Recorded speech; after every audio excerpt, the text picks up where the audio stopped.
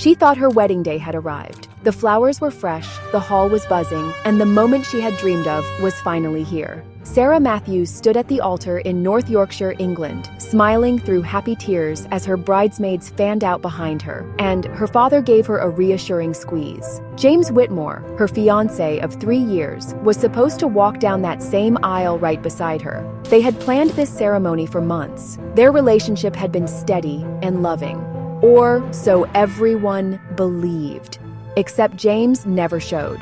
Not on time, not anywhere near. He didn't answer his phone. His best man went missing. The priest cleared his throat and spoke to empty space. Sarah looked out at the rows of chairs, packed with family, alumni from school, friends from the pub, and realized something was terribly wrong. The smiles dissolved into whispers, the excitement faded, and something cold began to creep up her spine. The clock ticked. 40 minutes passed. The ceremony that should have started was still suspended. James was nowhere to be found. The organ music dwindled. The guests shifted uncomfortably. Sarah's father stepped forward and whispered, "We'll wait a bit more." But every minute shattered more of the dream. A mix of embarrassment and heartbreak settled in the air. After another hour, Sarah took a deep breath and lifted the microphone. Her voice wavered. I'm so sorry to everyone here. It seems James isn't coming. Today is not what we planned, but thank you for being here. The words hit like an unexpected punch. A hush fell. A mother in the back wept. A bridesmaid rushed in to hold Sarah's arm. That night, instead of dancing with her husband and cutting a cake, Sarah sat in her empty living room, the wedding photos sitting untouched on the mantel. Her dress glowed on its hanger, untouched. Friends rallied around her. Soft wine, tearful conversations, and the weight of unanswered questions filled her living room. 7 days later, a text message popped up. "Are your parents okay?" It came from someone Sarah barely knew, a distant acquaintance. Attached was a photograph. James, in a different suit, standing next to a woman she didn't recognize. A fresh bouquet of flowers in his hand. Another bride. Another chapel 3 towns away. Shock crashed over her. She stared at the image, her heart twisting. She replayed the date. It matched the day he no-showed on their own wedding day. Anger replaced confusion. She scrolled through social media outlets, stared at blurred news feeds. One story described James's abrupt disappearance. Another linked to a photo of him marrying Emily Trent. Emily, Sarah discovered, was James's college sweetheart. They had reconnected in secret, while Sarah believed their relationship was safe and solid. The revelations came fast. He was living a double wedding life.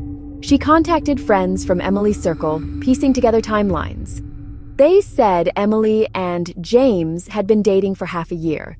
Sarah blinked back tears as she saw him smiling with someone else on her wedding date. Sarah went live on Instagram, voice strong despite heartbreak. "I'm putting my life back together. It hurts, but I know one day this pain won't define me." She chronicled her journey, tough days, fierce days, sessions with a therapist, heart-to-heart texts with her mom. The vulnerability struck a chord. Followers poured in, tens of thousands of supportive messages. Her hashtags, Runaway Not Broken, Alone at the Altar, reclaiming her story. Meanwhile, James defended himself in a short statement. "It was complicated. I didn't mean to hurt anyone." One online user replied, "Complicated is code for selfish." Another quipped, "He didn't just get cold feet, he got a whole new bride." Emily stayed silent. Her social media went private. Friends say she was blindsided. James's family stood by Sarah. They knew what had happened. His statements felt hollow. Support for Sarah, however, only grew. A month later, Sarah held a symbolic ceremony alone in the chapel where it was supposed to have been. She wore the same dress. She cut the cake solo. She walked down the aisle alone, not defeated, but defiant. She posted the video, "This is for me." It went viral. Therapists weighed in. She had rebuilt her identity in full public view. She harnessed what could have been a shame spiral and turned it into a movement. Feminists applauded her bravery. Wedding planners took notes. One viral tweet read, "She turned the worst day of her life into the strongest." 2 years on, Sarah is thriving. She started a podcast about relationship red flags. She mentors nearly dead brides stuck mid-planning. She plans to marry again. But this time, intentionally, openly, and on her own terms. James and Emily, their social profiles vanish. No weddings, no public statements, no sightings. Theirs was a fairy tale overwritten by narrative. Here's what remains: a bride who stood alone, a groom who picked another altar, a story that went viral but ended up giving a woman a moment she owned completely.